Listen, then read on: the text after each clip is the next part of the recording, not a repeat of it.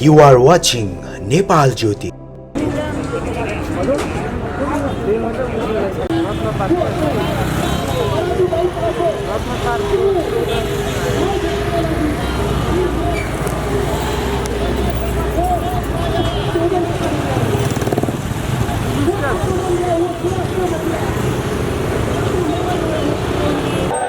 सम्पूर्ण देशभक्त नेपालीहरू एक हौ।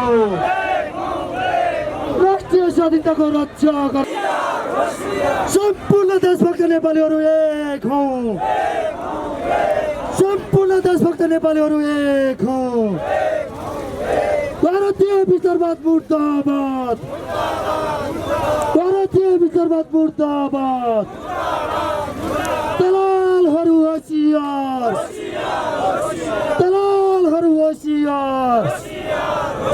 नेकपा क्रान्तिकारी माओवादी जिन्दाबाद। नेकपा क्रान्तिकारी माओवादी जिन्दाबाद। सम्पूर्ण देशभक्त नेपालीहरू एक हौ। सम्पूर्ण देशभक्त नेपालीहरू एक हौ। राष्ट्रिय स्वाधीनता होला आफ्नो हातमा।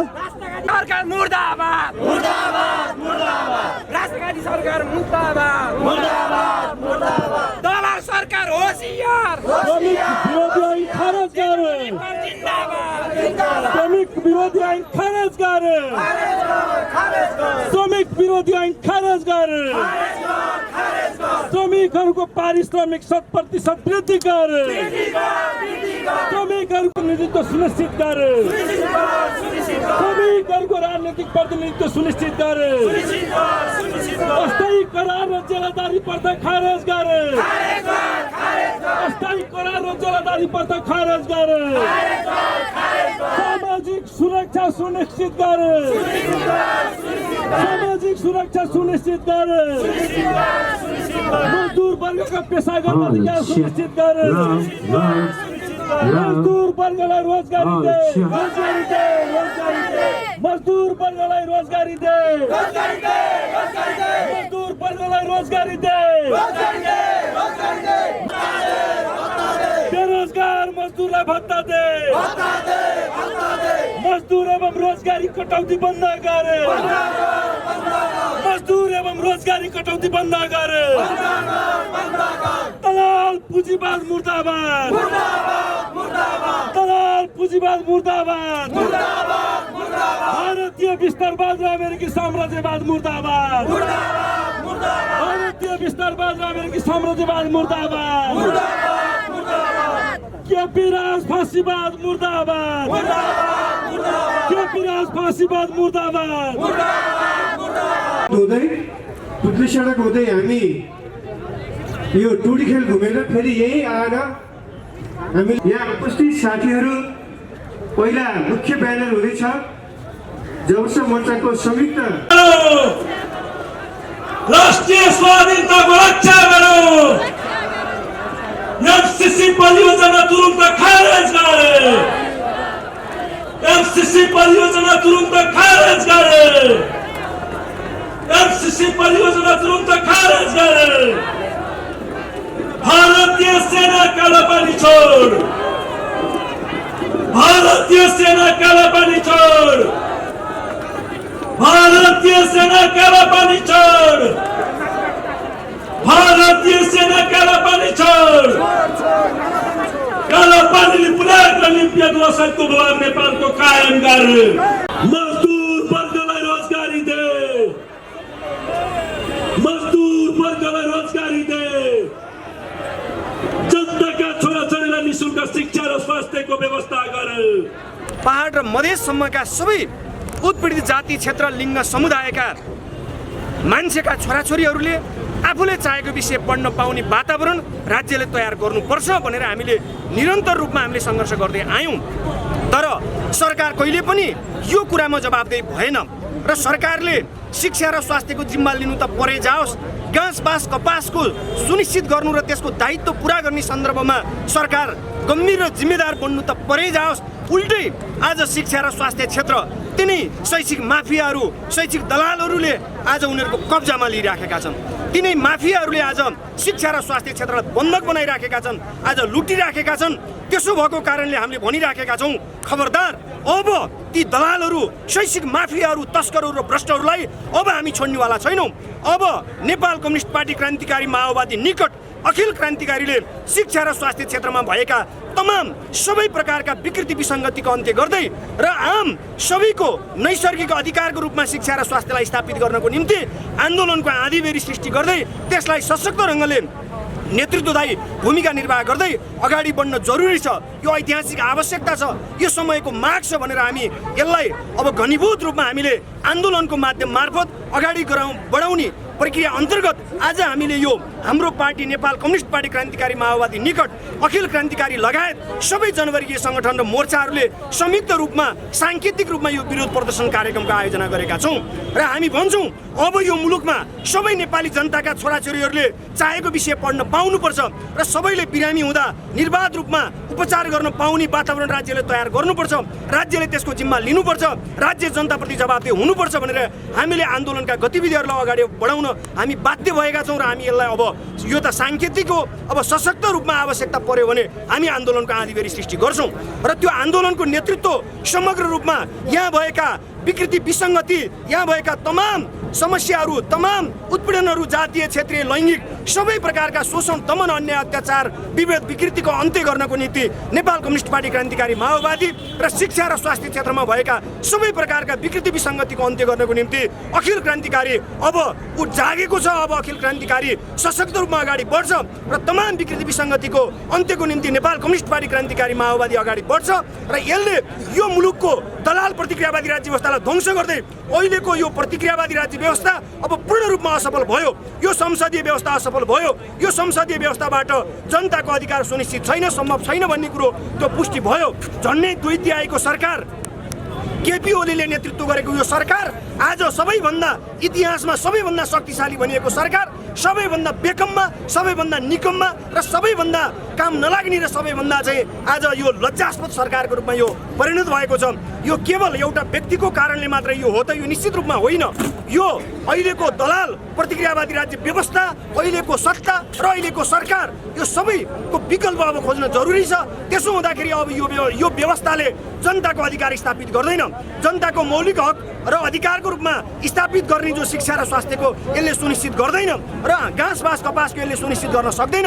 त्यसकारण अब यो संसदीय व्यवस्था पूर्णतः असफल भइसकेको हुँदा अब यसको विकल्प सङ्घीय जनगणतन्त्र स्थापना गर्दै, जबसम्म हामी सङ्घीय जनगणतन्त्र स्थापना गर्न सक्दैनौँ तबसम्म शिक्षा र स्वास्थ्यको पूर्ण रूपमा सुनिश्चित सम्भव छैन र शिक्षा र स्वास्थ्य पूर्ण रूपमा राज्यले जिम्मा लिने त्यो वातावरण तयार सम्भव छैन र त्यसो हुँदा आम जनताको नैसर्गिक अधिकारको रूपमा स्थापित हुन सम्भव छैन भन्ने कुरालाई आत्मसात गर्दै अब अहिलेको दलाल प्रतिक्रियावादी राज्य व्यवस्थाको ध्वंस गर्दै, यो व्यवस्थाको अन्त्य गर्दै नेपालमा सङ्घीय जनगणतन्त्र स्थापना गर्दै, सङ्घीय जनगणतन्त्र हुँदै वैज्ञानिक समाजवादसम्म पुग्न जरुरी छ र त्यसको नेतृत्व समग्र रूपमा त्यसको नेतृत्व नेपाल कम्युनिस्ट पार्टी क्रान्तिकारी माओवादी र शिक्षा र स्वास्थ्य लगायत तमाम विकृति विसङ्गतिको नेतृत्व चाहिँ अखिल क्रान्तिकारीले गर्नेछ र त्यो नेतृत्व गर्न हामी तयार छौँ, हामी सशक्त छौँ र हामी आन्दोलनको आँधीबेरी सृष्टि गर्दै र नेतृत्वदायी भूमिका निर्वाह गर्दै आम 3 करोड नेपाली जनताहरू जो नेपाल र नेपालभन्दा बाहिर विदेशमा रहेका आम आदरणीय दाजुभाइ तथा दिदीबहिनीहरू,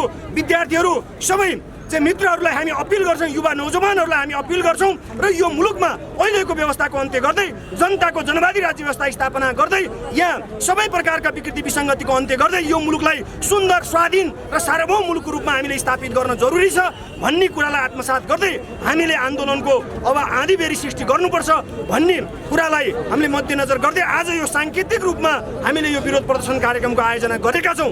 अब आन्दोलनको आँधीबेरी सृष्टि हुन्छ, समग्र रूपमा सबै देशभक्तहरू, क्रान्तिकारीहरू, सबै युवा नौजवानहरू, सबै आमूल परिवर्तनका पक्षपातीहरूलाई हामीले गोलबद्ध गर्दै आन्दोलनको आँधीबेरीको सृष्टि गर्छौँ र त्यसको नेतृत्व हामी गर्छौँ र सशक्त रूपमा त्यसलाई एउटा निर्णायक मोडमा पुर्याउँदै, सार्थक निष्कर्षमा पुर्याउँदै यो मुलुक आम उत्पीडित जाति क्षेत्र लिङ्ग समुदायको मुलुकको रूपमा हामी स्थापित गर्छौँ र यो मुलुकमा भएका सबै स्रोत र साधनहरूलाई कौडीको भावमा विदेशीलाई सुम्पने र समृद्ध नेपालको कुरा गर्ने र आज मुलुकका सीमाहरू मिचिएका छन्। 73 भन्दा बढी ठाउँमा सीमा मिचिएको छ। आज लिम्पिया, दुराली, पुलेक र कालापानी माथि भारतले हस्तक्षेप गरेको छ। त्यसै गरी सुस्ता महेशपुर लगायत देशका विभिन्न धेरै ठाउँमा आज चाहिँ 73 भन्दा बढी ठाउँमा सीमा मिचिएको छ। तर सरकार निकममा छ, केवल राष्ट्रियताको कुरा गर्छ, केवल आज जनतन्त्रको कुरा गर्छ, जनजीविकाको कुरा गर्छ, आज आफ्नो राष्ट्रिय स्वाधीनताको सुरक्षा गर्न नसक्ने, जनताको जीवधनको सुरक्षा गर्न नसक्ने। त्यसै गरी निर्मला पन्तहरूको चाहिँ बलात्कार पछाडि हत्या भयो, निर्मला पन्तका ती हत्याराहरू पत्ता लगाउन नसक्ने। त्यसै गरी भागरथी भट्टहरूका बलात्कार पछाडि हत्या भएका छन्। आज अबोध बालिकादेखि आज ती हजुरआमासम्म बलात्कृत हुन आज बाध्य विवश छन्। तर सरकार खोइ ती बलात्कारहरूको चाहिँ सरकारले चाहिँ त्यो छानबिन गरेर त्यो सरकारले त्यो बलात्कारहरूको चाहिँ त्यो पत्ता लगाएको त्यो अहिलेसम्म पत्ता लगाउन सकेको छैन।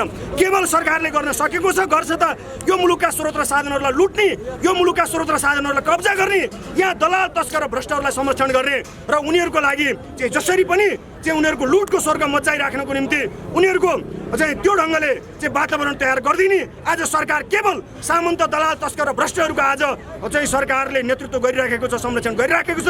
विदेशीको आज सरकार गुलाम बनिराखेको छ। आज यो दलाल प्रतिक्रियावादी राज्य व्यवस्थाले यो मुलुकको अब विकास र समृद्धिको नेतृत्व गर्न सक्दैन। त्यसकारण हामी भन्छौँ अहिले केपी ओली नेतृत्व सरकार या चाहिँ अब बन्ने चाहिँ कुनै चाहिँ प्रचण्ड, माधव नेपाल, शेरबहादुर देउवा या लगायत कुनै पनि व्यक्तिको नेतृत्वमा सरकार बने पनि यो मुलुकको विकास र समृद्धि सम्भव छैन। किनकि अहिलेको व्यवस्थाबाट यो मुलुकको न विकास छ, न समृद्धि छ, न राष्ट्रियता, जनजीविका र जनतन्त्रको सुनिश्चित हुन्छ। यो कुनै पनि कुराको सम्भव छैन। त्यसो हुँदा अब हामीले निर्णायक आन्दोलन गर्न जरुरी छ, निर्णायक युद्ध लड्नु जरुरी छ। सशक्त ढङ्गले त्यसको हामीले नेतृत्वदायी भूमिका निर्वाह गर्न जरुरी छ र यो आन्दोलनलाई अब हामी आम जनताको बिचमा हामी लैजान्छौँ। आम 3 करोड नेपाली जनताको बिचमा हामी लैजान्छौँ। पूर्व मेचीदेखि पश्चिम महाकाली, हिमालदेखि मधेस पहाडसम्मका र सबै जात जाति, भाषा भाषी, क्षेत्र, लिङ्ग, समुदाय र सबै नेपाल र नेपालभन्दा बाहिर रहेका सबैलाई हामी आन्दोलित गर्छौँ, सबैलाई हामी सङ्घर्षमा उतार्छौँ र त्यसको नेतृत्व गर्छौँ। र अहिलेको दलाल प्रतिक्रियावादी राज्य व्यवस्थालाई ध्वंस गर्दै जनताको जनवादी राज्य व्यवस्था हामी स्थापित गर्दै वैज्ञानिक समाजवादी स्थापनाको निम्ति हामी सशक्त ढङ्गले त्यसको नेतृत्वलाई हामी अगाडि बढ्ने जो महान अभियानमा छौँ र हामी अब सशक्त त्यसको नेतृत्व गर्न हामी तयार छौँ, प्रतिबद्ध छौँ र हामी त्यसको नेतृत्व गर्छौँ। स्तरले भन्दै आएको व्यवस्था पनि त्यही हो। त्यही व्यवस्था स्थापना गर्नको निम्ति हामीले यो सङ्घर्ष गर्नुपर्छ भनेर जनतालाई अहिले हामी खबरदारी गरिरहेका छौँ। अहिले यो संसदमा जाने पार्टीहरू कम्युनिस्टका नाममा कलङ्कहरू, यिनले गर्ने यस्तै हो। कम्युनिस्टको पनि बदनाम गर्ने, प्रजातन्त्रको पनि बदनाम गर्ने, हुँदा हुँदा राष्ट्रको पनि बदनाम गर्ने, जनताको बदनाम गर्ने, देशको ढुकुटी लुट्ने काम सबै चाहिँ यो सत्ताका लुछाचुडीले गरेको छ। त्यसमा ओलीको मात्रै दोष छैन। ओलीले हटाउन खोज्ने, ओली गजधममा भएर लु हटा त मलाई भन्ने, अब हटाउने कसले? सर्वोच्चले 2-2वटा किसिमको फैसला गरेर रहेछ। हटाउने कसले? त्यो हटाउनको निम्ति अब जनताको आन्दोलन चाहियो। त्यो जनताको आन्दोलनको सृजना गर्नको निम्ति हामीले यो मञ्च बनाएका छौँ। हामी अहिले मञ्चमा त्यस कारण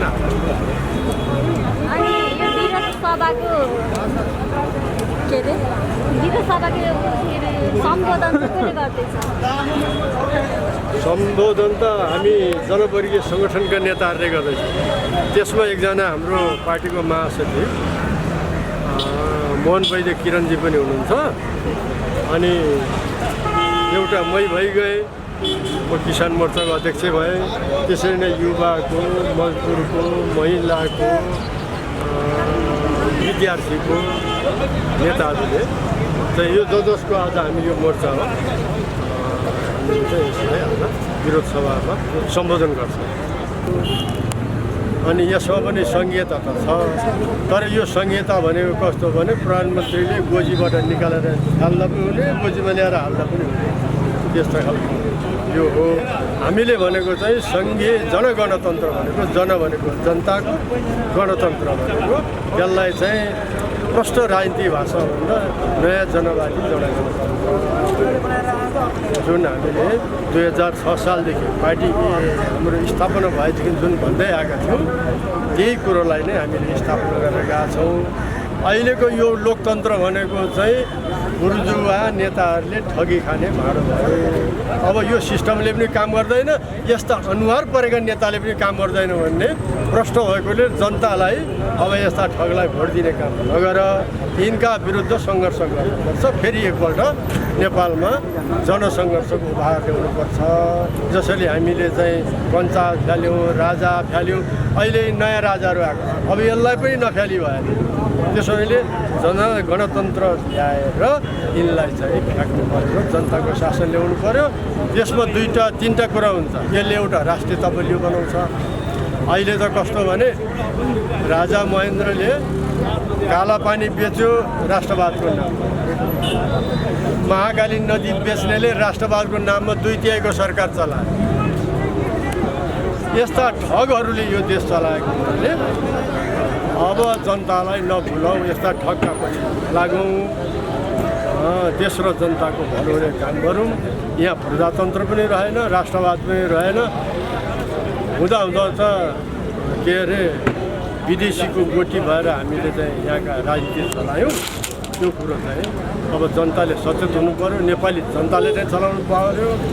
यहाँ हामी नै राष्ट्रवादी पनि हौँ, प्रजातन्त्रवादी पनि हामी नै हौँ, जनतन्त्रको चाहिँ जनजीविकाको रक्षा गर्ने पनि हामी नै हौँ भन्ने सन्देश दिनको निम्ति यो कार्यक्रम गरेको। साथीहरू र यहाँ यस विद्रोह प्रदर्शन र विरोध सभामा अवश्य मोर्चाहरूको संयुक्त रूपमा आयोजना गरिएको यो आयोजित कार्यक्रमको अध्यक्षता गरिराख्नुभएका अखिल नेपाल आदिवासी जनजाति महासङ्घका उपाध्यक्ष तथा नेवा राष्ट्रिय मुक्ति मोर्चाका अध्यक्ष कमरेड, त्यसै गरी यो ऐतिहासिक कार्यक्रममा उपस्थित हाम्रो माओ पार्टी नेपाल कम्युनिस्ट पार्टी क्रान्तिकारी माओवादीका आदरणीय महासचिव कमरेड मोहन वैद्य किरण, यसै गरी जबस मोर्चाका अध्यक्ष संयोजक कमरेडहरू र यहाँ मञ्चमा आसीन सबै कमरेडहरू र यहाँ उपस्थित सबै पत्रकार मित्रहरू, आदरणीय दाजुभाइ तथा दिदीबहिनीहरू, सुरक्षाकर्मी मित्रहरू, युवा, विद्यार्थी, मजदुर लगायत हाम्रो यो कार्यक्रमलाई निहालिराख्नुभएका आम सबै दाजुभाइ तथा दिदीबहिनीहरू समक्ष हाम्रो महान तथा गौरवशाली सङ्गठन अखिल नेपाल राष्ट्रिय स्वतन्त्र विद्यार्थी युनियन क्रान्तिकारी केन्द्रीय समितिको तर्फबाट र मेरो आफ्नै तर्फबाट म सबैलाई क्रान्तिकारी अभिवादन व्यक्त गर्दछु। स्वीकार्नुहोस् क्रान्तिकारी अभिवादन।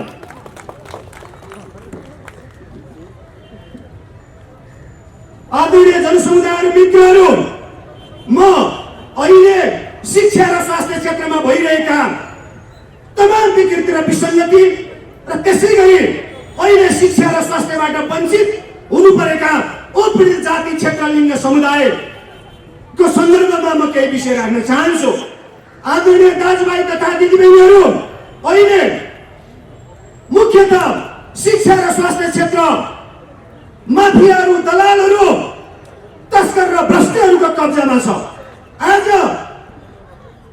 शिक्षकहरू, विद्यार्थीहरू र त्यसै गरी इमान्दारिताका साथ जसले आफ्ना छोराछोरीहरूलाई राम्रो छोराछोरीहरूले चाहेको विषय पढाउन उनीहरूले सकिराखेका छैनन् र आज हामीले देखिराखेका छौँ शिक्षा र स्वास्थ्य क्षेत्रमा तिनै माफियाहरू र दलालहरूको बिगबिगी र तिनीहरूको कब्जामा रहेको छ। त्यसकारण म भन्न चाहन्छु, हाम्रो सङ्गठन अखिल क्रान्तिकारी शिक्षा र स्वास्थ्य क्षेत्रमा भएका सबै प्रकारका विकृति विसङ्गतिको अन्त्य गर्दै यहाँ स्वदेश र विदेशमा अध्ययनरत सबै विद्यार्थीहरूका हक अधिकारको सुनिश्चित गर्दै र त्यसै गरी सबै जाति, क्षेत्र, लिङ्ग, समुदायका छोराछोरीहरूले निर्वाध रूपमा आफूले चाहेको विषय पढ्न पाउने वातावरण तयार गर्दै यो मुलुकमा शिक्षा र स्वास्थ्यलाई पूर्ण रूपमा राष्ट्रियकरण, निःशुल्क र सर्वसुलभ गराउनु पर्छ।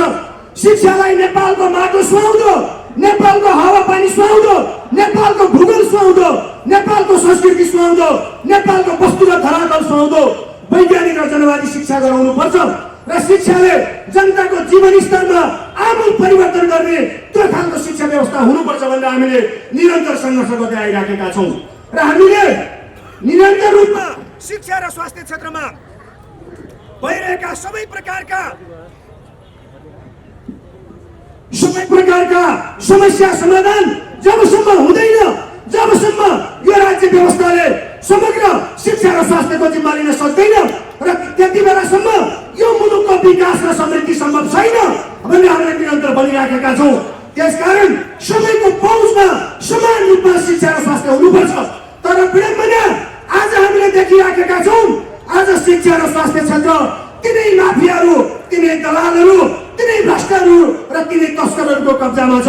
आदरणीय दाजुभाइ तथा दिदीबहिनीहरू, त्यसकारण हामी भन्न चाहन्छौँ अहिलेको दलाल प्रतिक्रियावादी राज्य व्यवस्था शिक्षा र स्वास्थ्यको पूर्ण रूपमा ग्यारेन्टी गर्न चाहँदैन। आज केवल शिक्षा र स्वास्थ्यको व्यापार गर्न चाहन्छ। आज नेपाल सरकारका प्रधानमन्त्री केपी ओलीहरू बनिराखेका छन्। बीएनसी मेडिकल कलेज जस्ता ती माफियाहरूका कलेजहरूलाई सम्बन्धन दिनको निम्ति उनलाई हतार परिराखेको छ। त्यसै गरी शैक्षिक माफिया र दलालहरूलाई मेडिकल कलेजहरू, इन्जिनियरिङ कलेजहरू लगायत समग्र शिक्षाको साँचो तिनीहरूलाई सुम्पिन उ तयार छ। त्यसकारण हामी भन्न चाहन्छौँ यदि शिक्षा र स्वास्थ्य पूर्ण रूपमा राष्ट्रियकरण निःशुल्क र सर्वसुलभ जति बेलासम्म हुँदैन र त्यति बेलासम्म हाम्रो सङ्गठन अखिल क्रान्तिकारी निरन्तर सङ्घर्षरत रहनेछ। ती शैक्षिक दलाल र माफियाहरूलाई म यहीँबाट भन्न चाहन्छु यदि नेपाल सरकारको ताकत छ भने तिनीहरूलाई कारवाही गर्न देखाऊ। यदि कारवाही गर्दैन भने अखिल क्रान्तिकारीहरूले ती शैक्षिक माफिया र दलालहरूलाई गोख्रे ट्याग लगाएर सडकमा ल्याएर बजार्नेछ र त्यसको नेतृत्व अखिल क्रान्तिकारीले गर्न पनि हामी तयार छौँ। म यो कुरा यहीँबाट सङ्घ घोष गर्न चाहन्छु आदरणीय मित्रहरू, जनसमुदायहरू। र त्यसै गरी अहिले युवा नौजवानहरू, विद्यार्थीहरू आज शिक्षित बेरोजगार भइराखेको छ। आज शैक्षिक बेरोजगार विकराल बन्दै गइराखेको छ। युवा नौजवान शिक्षित युवाहरूलाई आज विदेशमा बेच्न यो सरकार तयार छ। यो सरकार यही रोजगारीको सिर्जना गर्न ती शिक्षित युवाहरूलाई आज यही मुलुकमा आज यो मुलुक समृद्ध बनाउनको निम्ति यो सरकार लागि परिराखेको छैन। आज झन्डै 1 करोडको हाराहारीमा युवा नौजवानहरू विदेश जान बाध्य छन्। शैक्षिक बेरोजगार छन् र शिक्षित युवाहरू आज विदेशमा बस्न बाध्य छन्। त्यसकारण म भन्न चाहन्छु हाम्रै मुलुकका स्रोत र साधनहरूलाई अधिकतम उपयोग गर्दै नेपालको तमाम पूर्व मेचीदेखि पश्चिम महाकालीसम्म, हिमालदेखि मधेस पहाड र तराईसम्म सबै जात जाति भाषा भाषी क्षेत्र लिङ्ग समुदायको अधिकार स्थापित गर्दै यो मुलुकमा सबै प्रकारको विकृति विसङ्गतिको अन्त्य गर्दै नयाँ इतिहास निर्माण गर्नु त्यो हाम्रो दायित्व र कर्तव्य पनि छ। त्यसकारण युवा शिक्षित युवा नौजवानहरूले सशक्त त्यसको नेतृत्व गर्न जरुरी छ।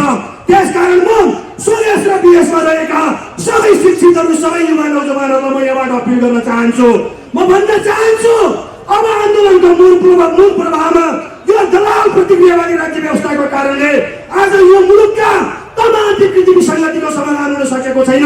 आज हामीले देखिराखेका छौँ अहिलेको व्यवस्था, अहिलेको प्रतिक्रियावादी राज्य व्यवस्था र अहिलेको सरकार शिक्षा र स्वास्थ्यको ग्यारेन्टी गर्न चाहँदैन। युवा नौजवानहरूलाई रोजगारीको सुनिश्चित गर्न चाहँदैन। त्यसकारण हामी भन्न चाहन्छौँ अहिलेको राज्य व्यवस्था, अहिलेको सरकार र अहिलेको परिस्थिति, अहिलेको सत्ताले यो सङ्कट निम्त्याइराखेको छ। म यहाँबाट भन्न चाहन्छु त्यसकारण हामीले यो समग्र समस्याको समाधान गर्दै, यो सङ्कटको समाधान गर्दै यो मुलुकलाई साँच्चै एउटा नयाँ मुलुकको रूपमा रूपान्तरण गर्दै राष्ट्रिय स्वाधीनताको रक्षा गर्दै हाम्रो आज 73 भन्दा बढी ठाउँमा सीमा मिचिएको छ। त्यसै गरी हाम्रो राष्ट्रियता सङ्कटमा छ, जनजीविका सङ्कटमा छ र जनतन्त्र सङ्कटमा छ। त्यसो हुँदा आज समग्र तमाम विकृति विसङ्गतिको अन्त्य गर्दै यो मुलुकको दलाल प्रतिक्रियावादी राज्य व्यवस्थालाई ध्वंस गर्दै जनताको राज्य व्यवस्था स्थापनाको निम्ति अवश्य शैक्षिक युवा नौजवानहरूले सशक्त रूपमा त्यसको नेतृत्व भूमिका निर्वाह गर्न जरुरी छ। त्यसकारण म भन्न चाहन्छु सबै आदरणीय दाजुभाइ तथा दिदीबहिनीहरूलाई भन्न चाहन्छु तपाईँहरूले भन्नुहोस् आज शिक्षा र स्वास्थ्य त्यो राज्यको दायित्व हो। त्यसकारण त्यो सबै जनताले पाउनु नैसर्गिक अधिकार हो। म यहाँ भन्न चाहन्छु सुरक्षाकर्मी मित्र साथीहरूलाई पनि उहाँहरूले पनि आफूले चाहे जसरी आफ्ना छोराछोरीहरूलाई शिक्षा दिन सकिराख्नु भएको छैन। यहाँ सबैले पत्रकार मित्रहरू लगायत सबै आम आदरणीय दाजुभाइ तथा दिदीबहिनीहरूले उहाँहरूले आफ्ना छोराछोरीहरूलाई उनीहरूले चाहे अनुसारको पढाउन सकिराख्नु भएको छैन।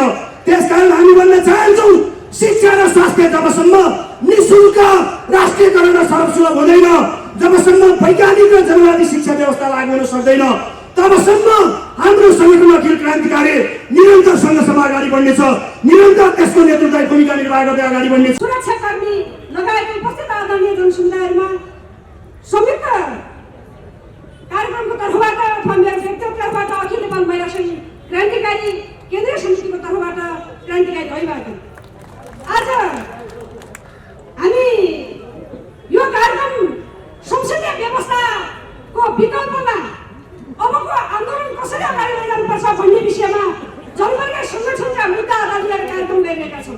यी मुद्दा जनवर्गीय सङ्गठनका मात्रै मुद्दा होइनन्,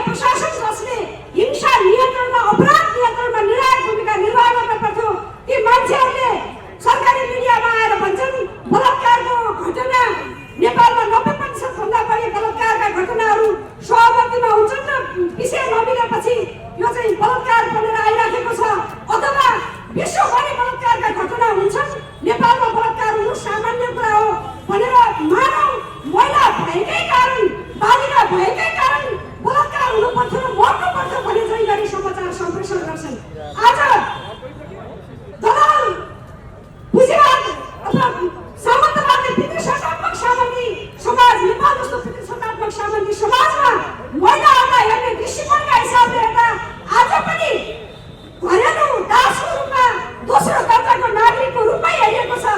तपाईँ धार्मिक रूपमा भन्नुहोस्, सांस्कृतिक रूपमा, आर्थिक रूपमा, सामाजिक सांस्कृतिक सबै हिसाबले हेर्दा महिलाहरूलाई विशुद्ध चाहिँ श्रम घरभित्र चाहिँ प्रयोग गरिएर श्रमको चाहिँ निम्ति मात्रै पालिएको एउटा घरको दास बनाइएको छ। घरमा गइने घरेलु श्रमका हिसाबले हेर्दा दिनमा पुरुषहरूको तुलनामा झन्डै 6-7 गुणा बढी महिलाहरूले श्रम गर्छन्, तर महिलाहरूले गरेको श्रमको आज पनि पहिचान छैन। बिहान उठेदेखि घरका सबै सदस्य सुत्दासम्म महिलाहरूले श्रम गर्छन् अनि त्यो श्रमको पहिचान छैन। 18 घण्टा श्रम गर्ने महिलाहरूले गएर बाहिर तपाईँ के काम गर्नुहुन्छ भनेर परिचय दिनुपर्ने भने मेरो त श्रीमान फलानु काम गर्नुहुन्छ, दाजुभाइले काम गर्नुहुन्छ, म त केही पनि गर्दिनँ, घरै बस्छु। हाम्रो त पहिचान पनि छैन, श्रमको पहिचान समेत पनि छैन। अनि महिलाहरूले संसारका महिलाहरूले निःशुल्क श्रम गरेर आखिर यो समाजको व्यवस्थापन कुशल व्यवस्थापन गरिराखेकै छन्। तपाईँ हामी आज देखिराखेका छौँ समाजका सफल राजनीतिज्ञहरू, सफल वैज्ञानिकहरू, सफल डाक्टरहरू, नर्सहरू, सफल उद्योगपतिहरू जन्माएर तिनका सफल व्यवस्थापन परिवारभित्र सफल व्यवस्थापन नगरिदिने हो भने ती मान्छेहरू सफल बनेर अगाडि आउन सक्ने स्थिति छैन। तर जसले मान्छेहरूलाई सफल बन्ने पहिचान कायम गर्ने, पहिचान खडा गर्ने स्थिति बनेर आयो भने ती आमाहरू, ती महिलाहरूको पहिचानविहीन मान्छेहरू बनेर चाहिँ उनीहरू बसिराखेका छन्। छायामा परिराखेको स्थिति छ। सामन्तवादले, पितृसत्तात्मक सामन्तवादले घरेलु दासीको रूपमा चित्त बुझ्दा उसको स्वार्थ मिल्दा घरकी लक्ष्मी, गृहलक्ष्मी अनि स्वार्थ नमिल्दा एकैपटक खुट्टा बाहेक जुत्ता कति भनेर गृहलक्ष्मी देवीको ठाउँबाट एकैचोटि जुत्ताको तहमा पितृसत्तात्मक सामन्तवादले पुर्याइराखेको छ। महिलाहरूलाई विशुद्ध वस्तुकरण गरिएको छ।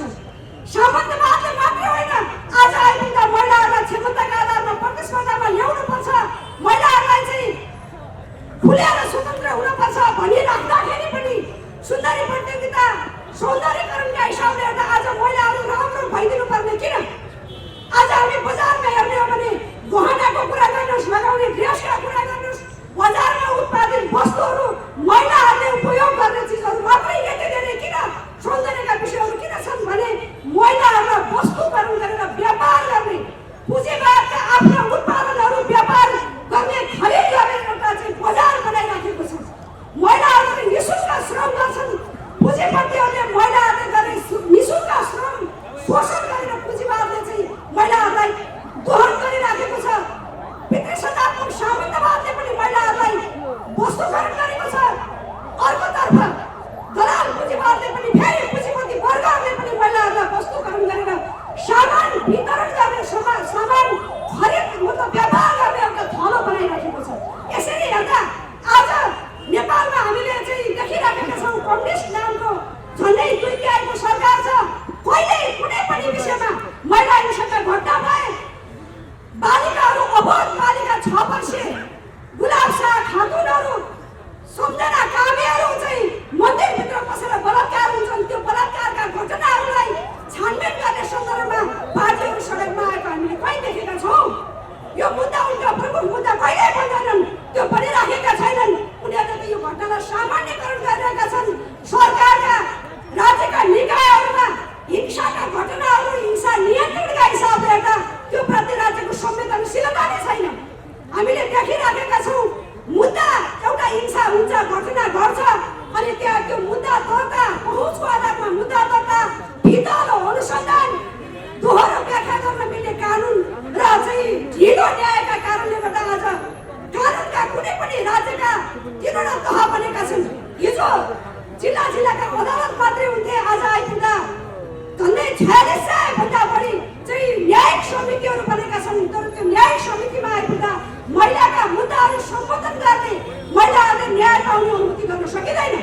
आज नेपाल जस्तो पितृसत्तात्मक समाजमा, सामन्ती समाजमा महिला राष्ट्रपति छन्, प्रधान न्यायाधीश महिला बने, सभामुख महिला बने, झन्डै 15,000 महिलाहरू निर्वाचित प्रतिनिधि छन्। स्थानीय निकायदेखि वार्डदेखि केन्द्रसम्म आइपुग्दा 15,000 652 जना महिला निर्वाचित छन्। तर निर्मला पन्त हुने भागीरथी भट्टहरूसम्मले आइपुग्दा मेरो देशको राष्ट्रपति महिला छन्, 15-16 हजार निर्वाचित महिला छन् भनेर अनुभूति गर्न सक्ने स्थिति छैन। त्यो अनुभूति गर्न सक्ने स्थिति छैन कि महिलाहरूलाई आज यही दलाल सत्ताको संरक्षकको रूपमा, भित्री सत्तात्मक सामन्तवादको चाहिँ संरक्षकको रूपमा महिलाहरूलाई चाहिँ किनाराको साक्षी मात्रै बनाइएको छ। त्यसैले यो दलाल संसदीय व्यवस्थाभित्र महिलाहरूका चाहिँ अधिकारहरू सुनिश्चित हुन सम्भव छैन। महिलाहरूलाई कोही पुरानै ढङ्गबाट महिलाहरूलाई चाहिँ आफ्ना प्रतिनिधि बनाउने, निर्वाचित गर्दा, छनौट गर्दा समानुपातिक समावेशीको नारा 10 वर्ष परेको सङ्घर्षको बलमा हामीले त्यो नारा त स्थापित गर्यौँ। तर त्यो ठाउँमा आइपुग्दा अहिले पनि प्रणालीको विपन्न दलित महिला त्यहाँ आउन सम्भव छैन। आज पनि मुस्लिम वर्गका चाहिँ उत्पीडित महिलाहरू त्यहाँ आउन सम्भव छ, उपेक्षित महिलाहरू त्यहाँ आउन सम्भव छैन। पहिचानका आधारमा, नेताहरूको पहुँचको आधारमा चाहिँ महिलाहरूलाई त्यहाँ ल्याउने गरेको छ। उच्च वर्गका, मध्यम वर्गका महिलाहरू त्यहाँ पुगेका छन्। यो व्यवस्थाभित्र उत्पीडित महिलाहरूलाई जबसम्म राज्यको नीति निर्माण तहको चाहिँ तहसम्म पुर्याउने संरचना निर्माण हुँदैन त्यति बेलासम्म महिलाहरूको मुक्ति सम्भव छैन। त्यसैले अहिलेको विद्यमान दलाल प्रतिक्रियात्मक व्यवस्थाभित्र महिलाहरूलाई वस्तुकरण गरेर महिलाहरूलाई चाहिँ विज्ञापनको साधन बनाउनेदेखि सामान वितरण गर्ने, वस्तुकरण गर्ने खालको संस्कारका विरुद्ध जबसम्म हामी त्यसका विरुद्ध आन्दोलित हुँदैनौँ, जबसम्म त्यसका विरुद्ध सङ्घर्षमा सङ्गठित हुँदैनौँ त्यति बेलासम्म महिला मुक्ति सम्भव छैन। हामीले दलाल प्रतिक्रियावादी संसदीय व्यवस्थाको अन्तसँगै जनगणतन्त्र स्थापनाको निम्ति सङ्घर्ष गर्ने कुरा गरिरहेका छौँ। वास्तवमा महिलाहरूको निम्ति नयाँ जनगणतन्त्र आइसके पश्चात पनि महिलाहरूले आफ्नो अधिकारको निम्ति अझै सङ्घर्ष बाँकी रहनेछ। राजनीतिक हिसाबले हेर्दा आन्दोलनहरू आज यहाँ 21वटा जनवर्गीय सङ्गठनका अलग अलग मुद्दा छन्। तर यी मुद्दाहरू पार्टीका मुद्दा हुन्। यी मुद्दाहरूलाई सङ्गठित ढङ्गले वर्गीय मुक्ति आन्दोलनसँग नजोडिकन सिङ्गल जातीय अथवा लैङ्गिक आन्दोलन मात्रै उठाएर हाम्रो अधिकार प्राप्त हुन सम्भव छैन। यो आन्दोलनलाई वर्गीय मुक्ति प्राप्त गर्ने वर्गीय आन्दोलनसँग जोडेर यो दलाल संसदीय व्यवस्थाको विकल्पमा अर्को एउटा आन्दोलनको आँधीबेरी सृष्टि गर्ने वस्तुगत स्थिति तयार भएको छ। त्यो वस्तुगत स्थितिको निम्ति आन्दोलित रहनको निम्ति सङ्घर्षमा सहभागी हुनका निम्ति सम्पूर्ण युवाहरू, बेरोजगार युवाहरू, श्रम शोषणमा परेका मजदुरहरू, घरका चाहिँ चौघराभित्र कैद गरिएका महिलाहरू, घरका चौघराभित्र कैद गरिएर श्रम शोषण मात्रै होइन यौन शोषणभित्र परेका सम्पूर्ण उत्पीडित परिवर्तनकामी महिलाहरू, दलितहरू, लैङ्गिक हिंसा चाहिँ मुस्लिम समुदायभित्र 13 उत्पीडनभित्र परेका चाहिँ वर्गीय, लैङ्गिक र चाहिँ जातीयभित्रको चाहिँ जातीय उत्पीडन भइरहेका सम्पूर्ण उत्पीडित समुदायहरूले यो दलाल संसदीय व्यवस्थाको अन्त्यको निम्ति सङ्घर्षको आँधीबेरी सिर्जना गर्न अगाडि बढौँ। भित्र कार्यकक्षा पस्नु साथ बन्द गर्यो र अनि कसलाई पैसा चाहियो अरे, कसलाई पैसा चाहियो अरे भनेर कोही बोले थाहा पाइहाल्यो यो कुरो छ भन्ने। सबलाई चाको लातिरेर लठीले दिएछ, सब उत्तानो पर्यो। अनि भनेछ म त सभापति चिनिएर भएकोले पो 1 लाख खाएँ, तपाईँ खान्छ भने सभापति हुनु त। अब कसैको दम छ सभापति हुने, खाइ त हाल्नु।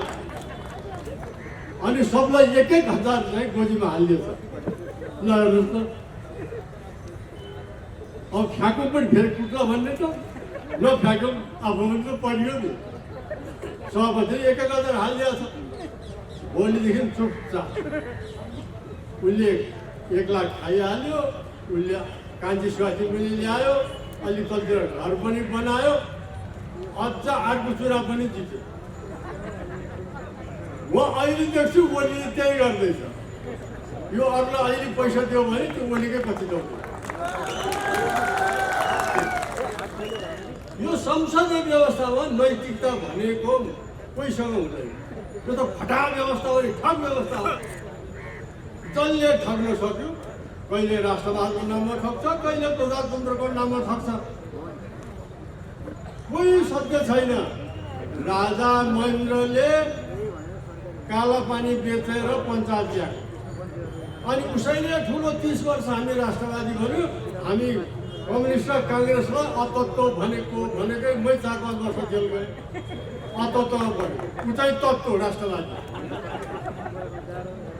पछि कहाँबाट त्योभन्दा पहिला त्यो 7 सालमा प्रजातन्त्र आयो प्रजातन्त्रको नाममा काङ्ग्रेसको नेता मातृकाले कोसिस ऊ पनि ऊ त प्रजातन्त्रवादी राष्ट्रवादी शासन होइन प्रजातन्त्र उसको भाइ 16 सालमा प्रधानमन्त्री भयो गण्डकी बेच्यो त्यो पनि प्रजातन्त्रवादी कान्छो भाइ फेरि भयो होला त भाग्य कस्तो संसारमा काहीँ नभएको जात्रा हाँडी गाउँमा 3टा दाजुभाइ प्रधानमन्त्री कान्छोले चाहिँ के बेच्यो महाकाली त्यो महाकाली बेच्दा महाकाली बेच्न हुन्छ भनेर सिफारिस गर्ने अध्यक्ष यही थियो त्यो सिफारिस गरे बापत त्यहाँदेखि उनी चढेकै कहाँ पुग्यो प्रधानमन्त्रीमा पुग्यो अब यसले चाहिँ एमसिसी दिनुपर्ने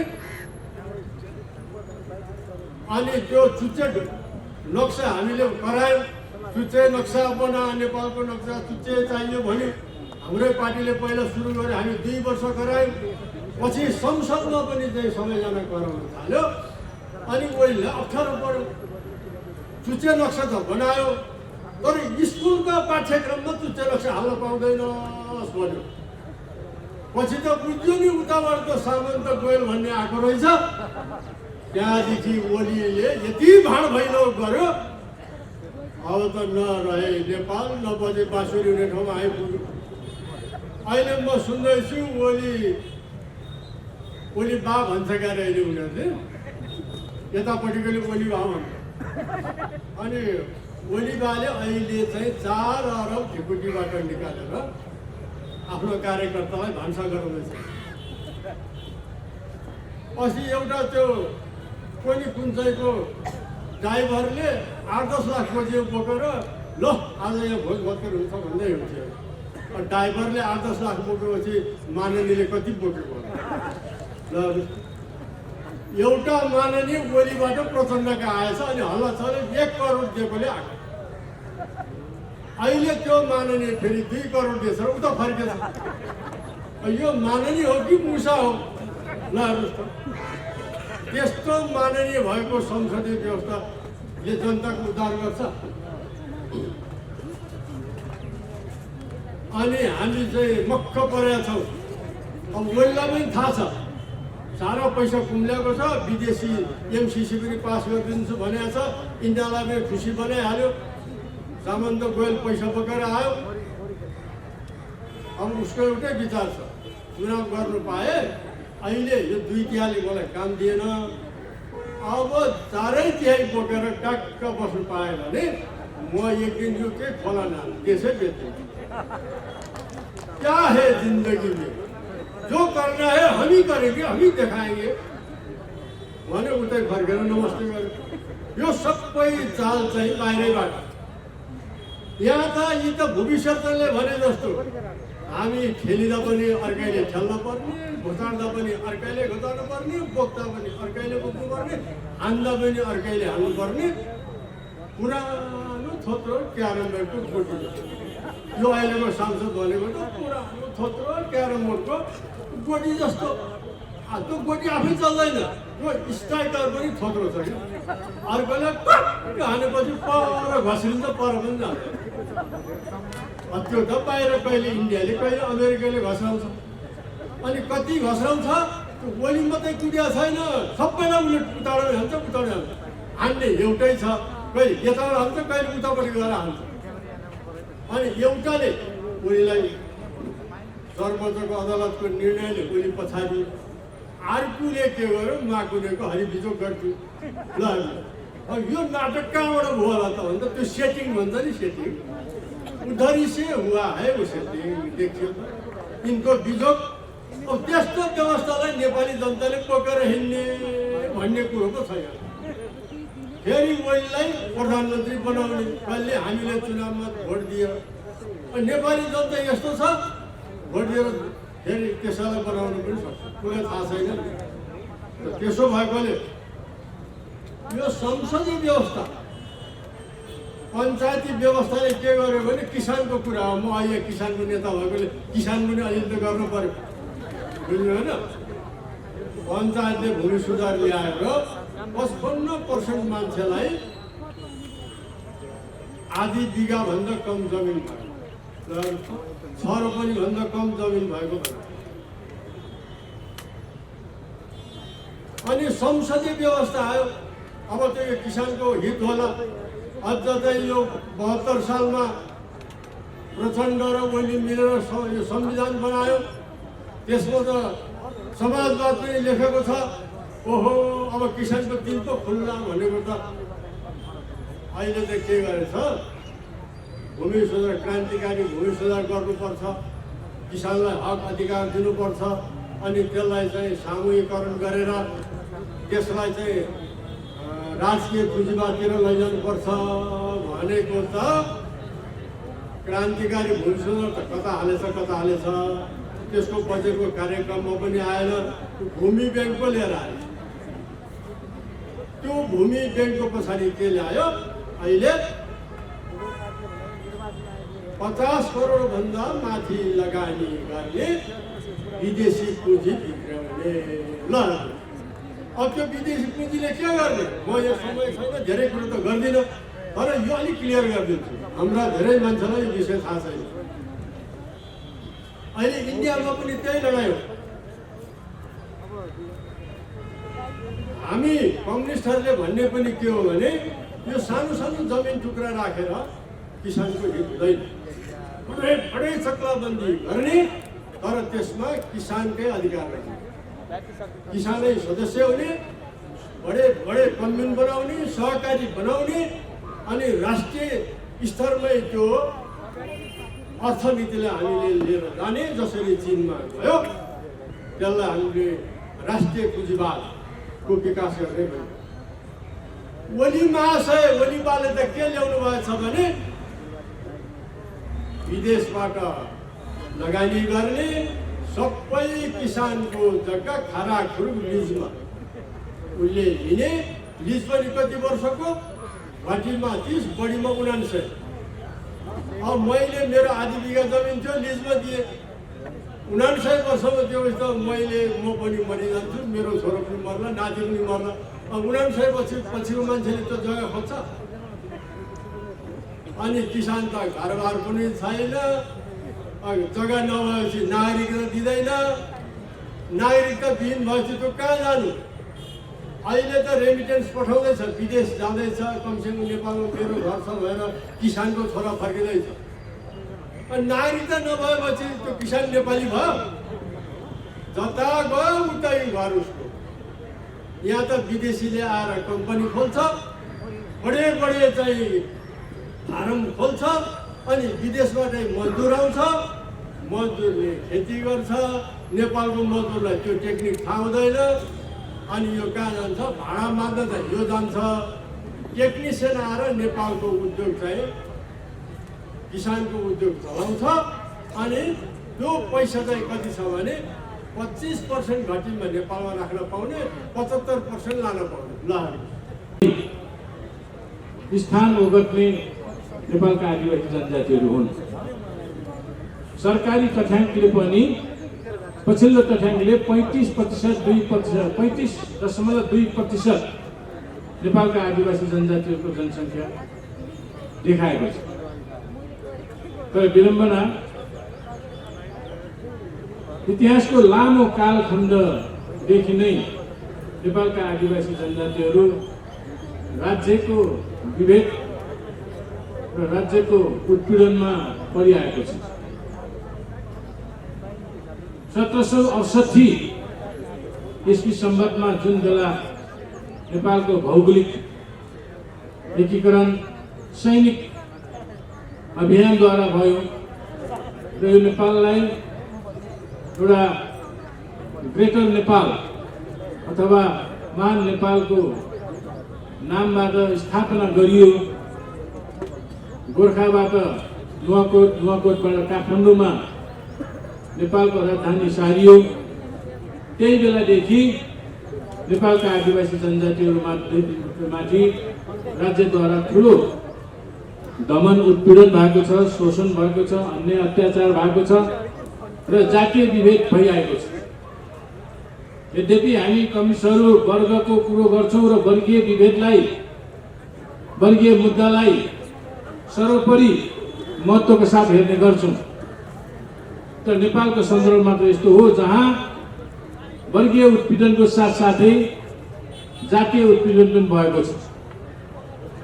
जातिको आधारमा, भाषाको आधारमा, धर्मको आधारमा र उनीहरूको राष्ट्रिय पहिचानको आधारमा यहाँका ब्राह्मणवादी, सामन्तवादी राज्य र राज्य सरकारद्वारा उनीहरूमाथि उत्पीडन हुँदै आएको छ।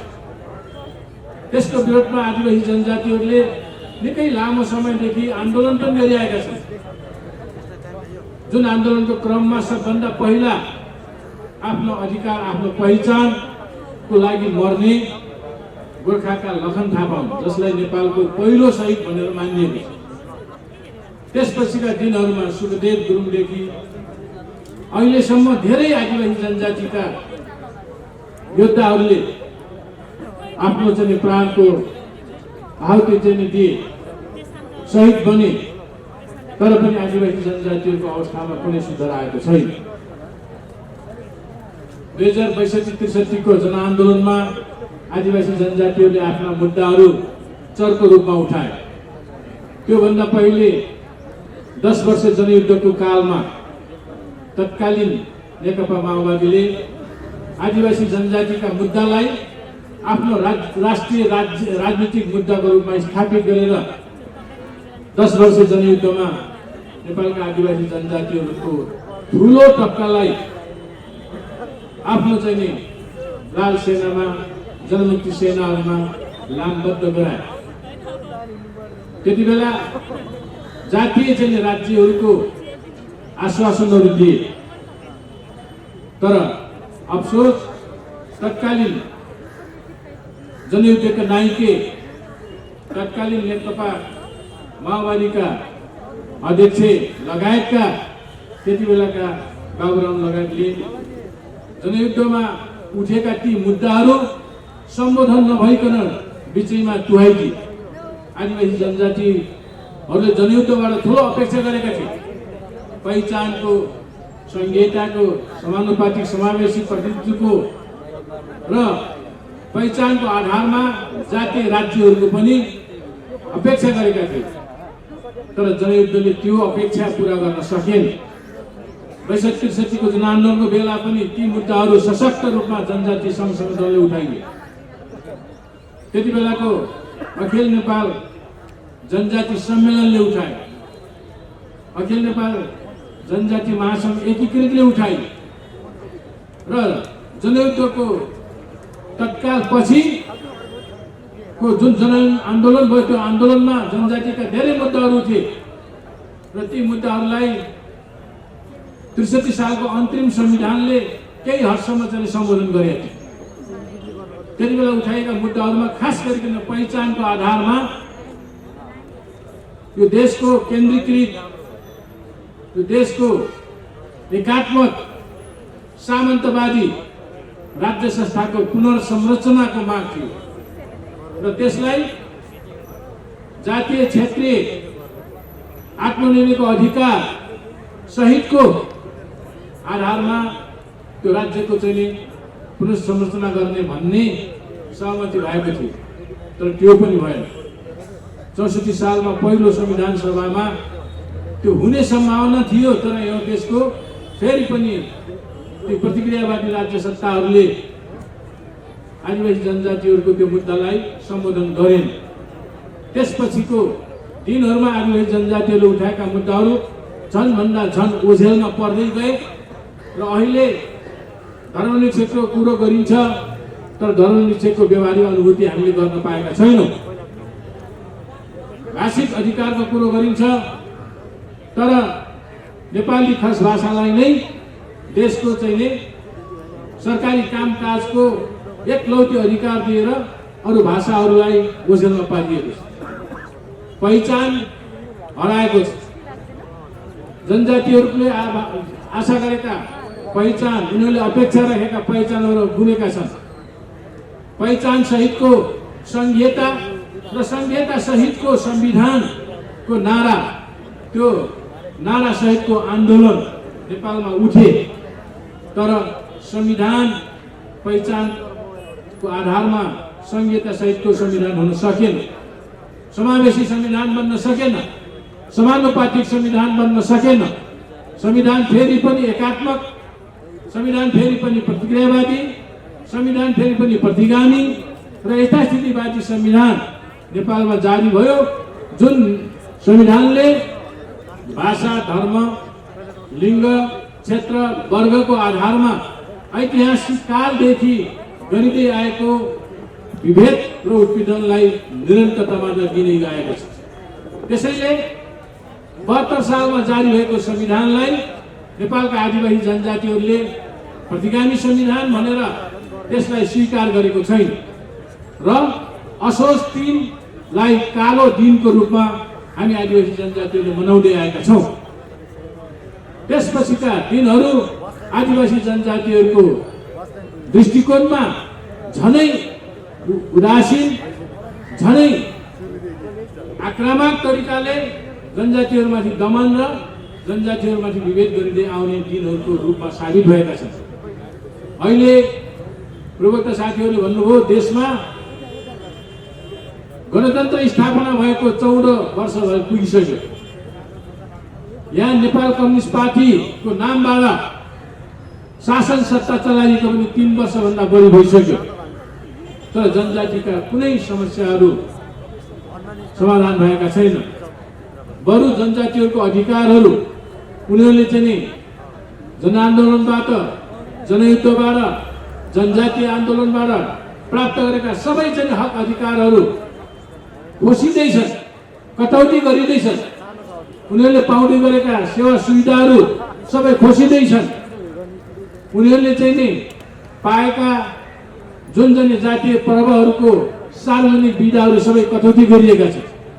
अहिले सरकार, राज्य सत्ता हिजोको भन्दा पनि प्रतिगामी चाहिँ बन्दै गइरहेका छ, हिजो भन्दा झन् प्रतिक्रियावादी बन्दै गइरहेको छ। अहिलेको राज्य सत्ता गणतन्त्र पनि चाहन्न, संघीयता चाहन्न, धर्मनिरपेक्षता चाहन्न, समानुपातिक समावेशी प्रतिनिधित्व चाहन्न। एक किसिमले, एकात्मक किसिमले उनीहरू चाहिँ अगाडि बढिरहेका छन् र नेपालका चाहिँ आदिवासी जनजातिहरूमाथि दमन गरिरहेका छन्। यस्तो स्थितिमा अखिल नेपाल आदिवासी जनजाति, जो नेपाल कम्युनिस्ट पार्टी क्रान्तिकारी माओवादीको एउटा चाहिँ आबद्ध सम्बद्ध भातृ संस्था हो, यो संस्थाले जनजाति आन्दोलनलाई निरन्तर रूपमा जारी राखेको छ, निरन्तर रूपमा अगाडि बढाइरहेको छ र स्वायत्त क्षेत्र, स्वशासित क्षेत्र, आत्मनिर्णयको अधिकार सहितका संघीय चाहिँ गणतन्त्रको स्थापनाको लागि यो क्रियाशील छ। यसमा नेकपा क्रान्तिकारी माओवादीको पनि यो नै चाहिँ तपाईँको समर्थन रहिआएको छ, पार्टीको नीति पनि यस किसिमको रहिआएको छ। त्यसैले अहिले हामी अहिलेको राज्य सत्ता प्रतिगामी छ। जनवर्गीय मोर्चाहरूद्वारा आयोजित यो संयुक्त विरोध प्रदर्शन र सभाको कार्यक्रमका अध्यक्ष तथा हाम्रो पार्टी नेकपा क्रान्तिकारी माओवादीका युनियन कमरेड हाम्रो पार्टीका केन्द्रीय सल्लाहकार समितिका प्रमुख तथा आदिवासी जनजाति महासङ्घका अध्यक्ष कमरेड, आजको यो कार्यक्रममा मञ्चमा आसीन सम्पूर्ण जनवर्गीय मोर्चाहरूका अध्यक्ष, उपाध्यक्ष, महासचिव, संयोजक लगायतका सम्पूर्ण कमरेडहरू, कलाकार मित्रहरू, पत्रकार मित्रहरू र यस सभामा उपस्थित आदरणीय दाजुभाइ दिदीबहिनी र सम्पूर्ण जनसमुदाय तथा कमरेडहरूमा म हाम्रो पार्टी नेपाल कम्युनिस्ट पार्टी क्रान्तिकारी माओवादीका तर्फबाट लाल सिंह आदरणीय मित्रहरू, पूर्ववक्ता कमरेडहरूले सबै जनवर्गीय मोर्चाका समस्याहरूका बारेमा छोटोमा विषयवस्तुहरू राख्नुभयो र जनवर्गीय मोर्चाका समस्याहरूको समाधानका लागि नेपालमा नयाँ राज्य सत्ताको स्थापना, सङ्घीय जनगणतन्त्रको स्थापना अनिवार्य रूपमा आवश्यक छ भन्ने कुरा पनि राख्नुभयो। म अब हाम्रो पार्टीको तर्फबाट केही कुराहरू यहाँहरू समक्ष राख्न गइरहेको छु। नेपाल कम्युनिस्ट पार्टी साँचो अर्थमा जुन बेला यसको स्थापना भयो, देश र जनताको मुक्तिको निम्ति, सभारा वर्गको मुक्तिको निम्ति नेपालमा नयाँ जनवादी राज्य सत्ता अथवा भनौँ जनगणतन्त्रको स्थापना गर्दै वैज्ञानिक समाजवादतिर जानुपर्छ भनेर पहिलेबाट भन्दै आएको हो। र यो प्रक्रियामा राष्ट्रियता, जनतन्त्र र जनजीविकाका लागि थुप्रै सङ्घर्षहरू भए, जनआन्दोलनहरू भए, सशस्त्र सङ्घर्ष भए। यसै क्रममा 10 वर्षको महान जनयुद्धको प्रक्रिया पनि अगाडि बढ्यो। यो क्रममा नेपाली जनताका छोराछोरीहरूले धेरै रगत बगाए, धेरैको चारक भयो। कैयौँ बेपत्तापारी राज्यद्वारा कैयौँ योद्धाहरू घाइते अभाङ्ग भए नयाँ राज्य सत्ताको स्थापनाका लागि। तर भिरमा आउँदा त्यो अझै प्राप्त हुन सक्दैन। यस्ता दुईटा कुराहरू, एउटा कुरा कि जनताले गरेका थुप्रै सङ्घर्षहरूमा, आन्दोलनहरूमा र जनयुद्धमा समेत आन्तरिक पङ्क्तिबाट गम्भीर प्रकारको धोका दिने काम भयो, यो हामीले बुझेकै छौँ। अर्को कुरा, जुन कुरा कम्युनिस्ट पार्टी भन्ने हो, त्यसको ओज र गरिमालाई कम्युनिस्ट नामधारीहरूबाटै व्यक्त पार्ने खालका गतिविधिहरू हुँदै आएका छन्। अथवा भनौँ संशोधनवाद, नेपाली कम्युनिस्ट आन्दोलनमा संशोधनवादले धेरैवटा समस्याहरू पहिला गरिराखेका छ र सम्पूर्ण आन्दोलनहरूमा एउटा ढोका हुँदै आइरहेको छ। यो कुरा हामीले देखिरहेका छौँ। अरू चिज के हो भन्दा अहिलेका जुन एउटा परिघटनाहरू भन्नुहोस्, प्रधानमन्त्री ओलीद्वारा प्रतिनिधि सभा विघटन, मध्यावधि निर्वाचनको घोषणा, अनि अदालतद्वारा फेरि प्रतिनिधि सभाको पुनर्स्थापना लगायतका घटनाहरू हुँदै डबल नेकपा जसले धेरै फुर्ती गरेको थियो भनेर भन्नुहोस्, द्वितीय बहुमतको ध्वस देखाएको थियो जनताका बिचमा, साम्राज्यवादको नवउदारवादको सारामा देशमा समाधान ल्याउँछु भनेर थुप्रै क्रमहरू सिर्जना गरेको थियो त्यो कम्युनिस्ट पार्टी र त्यो संशोधनवाद। अहिले त्यसमा पुरै भुइँचालो गइरहेको छ। ज्वालामुखी एक प्रकारले विस्फोटन भइरहेको छ संशोधनले। यो राम्रो कुरा हो, यसलाई राम्रै तरिकाले हामीले अगाडि बढ्नुपर्छ। दोस्रो कुरा, संसदीय व्यवस्थाबाट जनताका समस्याहरूको समाधान हुन सक्दैन भन्ने खालको कुरा क्लियर भइसक्यो। पहिलेका यी परिघटनाहरूले समृद्ध नेपाल र सुखी नेपालीका कुराहरूले हारा खाइसक्यो भन्ने स्थिति यो छ। अब के गर्छौँ? चाहिँ हाम्रो जुन लगातार हामी समस्या गर्दै आइरहेका छौँ, क्रान्ति पुरा भएको छैन। क्रान्तिका लागि फेरि तयारी गर्न जरुरी छ। फेरि जनताको जमणीय मोर्चाका साथीहरूबाट थुप्रै कुराहरू आयो। मजदुर, किसान, महिला, दलित, आदिवासी जनजाति, मधेसी, मुस्लिम थुप्रो हुनुहुन्छ। यी जनताहरूको समस्या समाधान भएको छैन र यी जनताको समस्या समाधानका लागि नेपालमा नयाँ जनवादी राज्य सत्ता, सङ्घीय जनतन्त्रको स्थापना अनिवार्य रूपमा आवश्यक छ र त्यो दिशा हुँदै त्यस प्रकारको राज्य स्थापना गर्दै हामी वैज्ञानिक समाजवादतिर जान्छौँ। हामी आज साम्यवाद हो, तर त्यसको लागि अहिले एउटा सङ्घीय जनतन्त्रको स्थापना अनिवार्य भइरहेको छ। यो हामीले बुझेकै कुरा हो। यसको निम्ति हाम्रो सङ्घर्ष, आन्दोलन, क्रान्ति जारी छ। अहिले म यो दुईवटा कुरा गर्न चाहन्छु। अहिलेको परिवेश, कमरेड गुरुङले एउटा कुरा उठाउनु हो भने रणनीतिक संयुक्त मोर्चाको बारेमा यो यसैको फेरमा रहेर म यो दुईवटा कुरा गर्न चाहन्छु। कमरेडहरू, राजनीतिक समुदाय, हामीले नेपालमा क्रान्तिका लागि एउटा रणनीतिक संयुक्त मोर्चाको आवश्यकता हुन्छ भन्ने ठानेर त्यो बनाएका छौँ।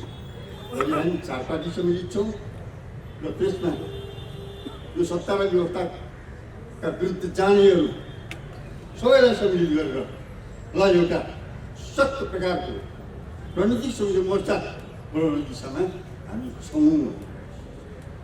यो प्रक्रियाले पुरा जनतामा नयाँ उत्साह पनि निश्चित रूपमा ल्याएको छ। तर यस सन्दर्भमा म दुईवटा कुरा गर्न चाहन्छु। पहिलो कुरा, यो भर्खरै भन्नु वार्ता भयो विप्लवजीहरूसँग, विप्लवजीहरूको पार्टीसँग वार्ता भयो, 3 मुद्दे सहमति भयो। यो बारेमा यो के हो भन्ने खालको कुरा एकदम फुजुली छ भने भन्नुहोस् है। यो 3 मुद्दे सहमति कस्तो हो भन्ने बारेमा यसको व्याख्या त म गर्दिनँ, किनभने यो 3 मुद्दे सहमतिको हस्ताक्षरकर्ता हामी होइनौँ, अनि यो गराउने सरकार पनि हामी होइनौँ। त्यस कारण यसको व्याख्या हामी गर्दैनौँ। तर कुरा के हुनुहुन्छ भने थुप्रै प्रश्नहरू उठेका छन्। सहमति गर्ने प्रक्रियामा थुप्रै राजनीतिक मुद्दाहरूमा अस्पष्टता छ। कहाँ जाने हो, के गर्ने हो, राजनीतिक मुद्दाहरूका कोही छैन। यी अस्पष्टताहरू छन्। थुप्रै आम जनतामा थुप्रै आशंकाहरू उठिरहेका छन्। यो बारेमा के गर्नु भन्दाखेरि हामीले के सोचिरहेका छौँ भन्नुहुन्छ भने पहिलो कुरा, कमरेड विप्लवहरू जुन एउटा सहमति गर्नुभयो, यसबाट जुन साथीहरू जेलमा परेका नेता कार्यकर्ताहरू एउटा रिहाइको प्रक्रियामा हुनुहुन्छ, पार्टीमाथिको प्रतिबन्ध हट्यो, सबै मुद्दाहरू खारेज गर्ने भन्ने कुराहरू आएको छ। त्यो ठिकै छ, त्यो ठिकै छ, त्यसको हामीले पनि स्वागत गर्छौँ। तर राजनीतिक एजेन्डा के हो त? राजनीतिक एजेन्डाको बारेमा दुवै पक्ष ठिक छ। त्यसैले के हो भनेदेखि यहाँ प्रश्न छन् भने थुप्रै प्रश्नहरू छ र हाम्रा आशा र अपेक्षा के हो भन्नुहुन्छ भने कि सबै विप्लवहरू, भारतीय कम्युनिस्ट पार्टी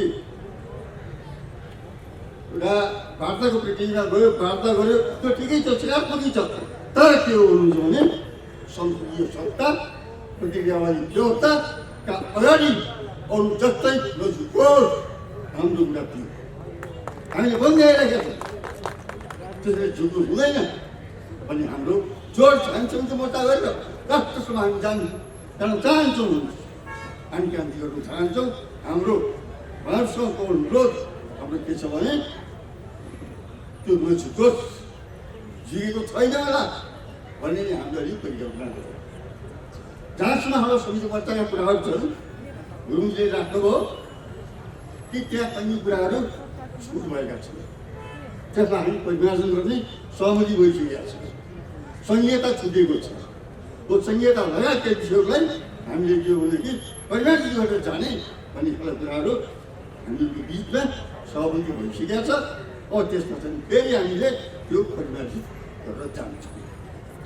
अनि यहाँनिर एउटा कुरा खास गरिकन यो सम्झौता तथा सहमतिको बारेमा प्रधानमन्त्रीजीले के भन्नुभयो भन्ने कुरामा म थोरै विनोदजीको कुरा अलिकत गरियो, अरू बढी त उहाँहरूले नै गर्नु होला, उहाँको कुरा हामीले गरिदिने कुरा भएन, सरकारकै गर्नु होला। प्रधानमन्त्रीजीले के भन्नुभयो भन्दाखेरि प्रधानमन्त्रीजीले के भन्नुभयो भन्नुहुन्छ भने दुईवटा कुरा भन्नु। एउटा कुरा के भन्नुभयो भन्नुहुन्छ भने अब सब संसदवादी मूलधारमा आए भन्नु। यो झुट हो, सरासर झुट हो। संसदवादी मूलधारमा छैनन् क्रान्तिकारी। हामी पनि छैनौँ, हामीले संविधानलाई मान्दैनौँ, व्यवस्थालाई मान्दैनौँ। त्यस कारणले संसदीय मूलधारमा जाने कुरा आउँदैन, क्रान्ति गर्नुपर्छ। पहिलो कुरा त्यो हो। दोस्रो कुरा उहाँले के भन्नुभयो भन्नुहुन्छ भने कि अब शान्तिको नयाँ युग सुरु भयो भन्नु। त्यो पनि झुट हो। विप्लवजीहरूले सम्झौता गर्दा बित्तिकै अथवा सहमति गर्दा बित्तिकै त्यो पनि कसरी गर्नुभएको छ। शान्तिको युग बाँडे भएर सुरु भएको छैन, बिल्कुलै छैन। किनभने यहाँका समस्या हो, जबसम्म समाधान हुँदैनन् तबसम्म शान्तिको युग सुरु हुँदैन। नेपालमा क्रान्ति यहाँको आवाज हुन्छ। सत्ताधारी वर्गले जनतालाई शोषण उत्पीडन दमन गर्ने, यी कमसेकम नामधारीहरू शहीदको रगत आएर शहीदको रगतको आहालमा डुबेर सत्तामा जाने अनि शान्ति कसरी हुन्छ? शान्तिका सम्भावना छैन। शान्तिको युग क्रान्ति गरेपछि आउँछ, बन्दुक उठाएपछि आउँछ, बन्दुक उठ्छ हो। त्यस कारणले प्रधानमन्त्रीले बुझ्न जरुरी छ भनेर उहाँ प्रधानमन्त्री भएपछि शान्तिको युग आउँछ। उहाँको प्रधानमन्त्रीत्व पनि धरापमा परेको छ। केवलले भोट माग्न जानुहुन्छ, पैसाले उनीवाला छैन। त्यस कारणले अबको स्थिति के हो भन्नुहुन्छ भने अस्थिरताको युग सुरु भयो नेपालमा। अस्थिरता सरकार बनाउनको निम्ति पुरै तोडफाडमा छ। संयुक्त सरकार पार्टीहरूको बिचमा विचारसारी पुरै विचारसुरी गर्ने, अनि त्यसको साथसाथै हरेक पार्टीभित्र पनि को प्रधानमन्त्री हुने हो भनेर पुरै विचारसुरी गर्ने, यस प्रकारको स्थिति पहिला मिलाएको छ। यसले के हो भन्नुहुन्छ भने पुरै अब अस्थिरता सुरु भएको छ। त्यस कारणले यो बेला संसदीय व्यवस्थामा पनि राज्यसत्तामा पनि अस्थिरता पैदा भइरहेको बेलामा र संसदवादको गौरमा भूकम्प गइरहेको बेलामा हामी क्रान्तिकारीहरू गम्भीरतापूर्वक सोच्नुपर्छ। हामी क्रान्तिकारीहरूले कसरी अगाडि बढ्नु? हामीले एउटा क्रान्तिको तयारी, प्रमुख साथीले भन्नुभयो, नयाँ जनवादी क्रान्तिको तयारी गर्दै अगाडि बढ्न जरुरी छ। हाम्रा सङ्घर्षको अन्त भएको छैन भन्नुभयो। देश विद्याधुरा लगायतका भूभागहरू राजनीतिक सरकारले गडा गरेको छ, त्यसलाई मुक्त गर्नु जरुरी छ। त्यसको निम्ति सङ्घर्ष गर्नु जरुरी छ। जनताका जनतान्त्रिक हक अधिकारहरू कोसिएका छन्, पुरा भएका छैनन्। तिनको स्थापनाका लागि सम्पूर्ण जनता, मजदुर, किसान, महिला, दलित, आदिवासी जनजाति सबैका र नेपालमा सङ्घीय जनगणतन्त्रको स्थापना गर्दै वैज्ञानिक समाजवादका निम्ति क्रान्ति गर्न जरुरी छ। त्यसमा छैन बेरोजगारीको समस्या, थुप्रै साथीहरूले भन्नुभयो गम्भीर छ, जनजीविका समस्याहरू गम्भीर छन्, यी हल गर्नुपर्छ। नेपालमा यहाँ आँकडा तथ्याङ्क कुरा पनि गर्नु साथीहरूले। साँचो अर्थमा भन्यो भने झन्डै 3 करोडको हाराहारीमा पुगेको नेपाली जनसङ्ख्यामा बेरोजगार र अर्ध बेरोजगारको गणना गर्दा 1.5 करोडभन्दा माथि छ। हेर्नुहोस्, 1.5 करोडभन्दा माथि छ। सरकारले यी आँकडाहरू चाल्नुको हुन्छ। अनि ती बेरोजगारहरूलाई के गर्ने? त्यस कारणले त्यो बेरोजगारीको समस्या सम्पूर्ण जनताका जनजीविकाका समस्याहरूको समाधान गर्नको लागि फेरि क्रान्ति गर्न जरुरी छ। एउटा कुरा के छ भन्नुहुन्छ भने यो प्रतिक्रियावादीहरू अलिक बलियो भएको बेलामा, संशोधनवादीहरू अलिक बलियो भएको बेलामा, उनीहरू बिग्रिएको बेलामा मानव अब सब सकियो, क्रान्ति सब सकियो। प्रधानमन्त्री ओलीजीले भने जस्तो अब के हो भनेदेखि पुरै जुलधारमा आए भन्ने भ्रम जनतामा भइराखेको छ भन्नुहोस्। तर त्यो भ्रमलाई हामीले चिर्न जरुरी छ। हामी चिर्छ जबसम्म क्रान्ति कुरा हुँदैन, जबसम्म जनताका समस्याहरूको समाधान हुँदैन, तबसम्म हाम्रो क्रान्ति जारी रहन्छ। यो सत्य हो। त्यस कारणले हामीले फेरि सङ्घर्षका कार्यक्रमहरू बनाएर हाम्रो सङ्घर्ष जारी छ। संयुक्त मोर्चाका तर्फबाट पनि, कार्यकर्ता एकताका तर्फबाट पनि राष्ट्रियता जनजीविका लिएर सङ्घर्षको प्रक्रियालाई अगाडि बढाउँछौँ।